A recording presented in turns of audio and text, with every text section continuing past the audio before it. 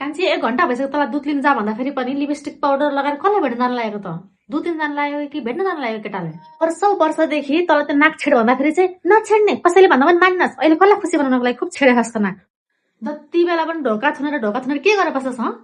लुगा फेर्छस् तैँले थाहा छ मलाई। ढोका थुनेर त त्यो गफ गरेर बस्नको लागि फोनमा हैन, जतिखेर पनि फोनमा कोसँग बोलेर बस्छस्? सुध्री है सुध्री भन्देको छु, चुप बोलेर बस्लास्।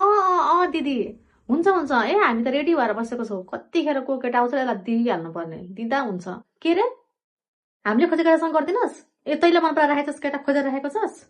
केटा ठिक पारेर राखेको होला र त? अहिले हामीले खोजेको केटा मन नपर्ने तँलाई हैन? तेरो अफिसमा जो काम गर्छ नि त्यो सागर, त्यसको बिहे भइसक्यो? गर्लफ्रेन्ड छ? गे हो रे? ए केटा बिहे गर्छ अब? आफै जान्ने छस्, तै सबै बुझ्ने छस्। तँ हिजो तेरो साथीको बर्थडेमा गएको थिइस् नि, निशाको बर्थडेमा। खै त्यसको फोटो देखा त तेरो एउटा पनि फोटो देखाइनस् त तैँले। के रे एउटा पनि फोटो खिचिनस्? साँच्चीको बर्थडेमा गएको थिइस् कि कता गएको थिइस्? नडाडी गर्न भन् त। होस् गर सुध्री। हिजो राति तेरो बर्थडेमा कसले त्यो केक पठायो भन् त नडाडिकन? साथीले केक पठाउँछ? हाम्रो त्यस्तो कोही साथी छैन त केक पठाउने।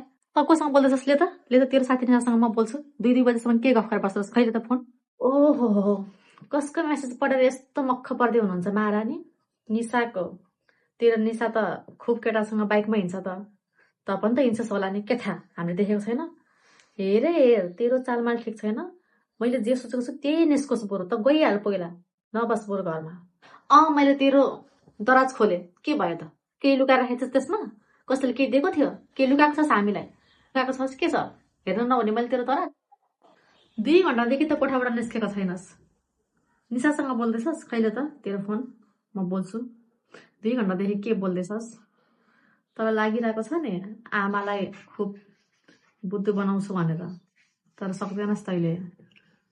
मैले तँलाई पाएको, तैँले मलाई पाएको होइन है छोरी।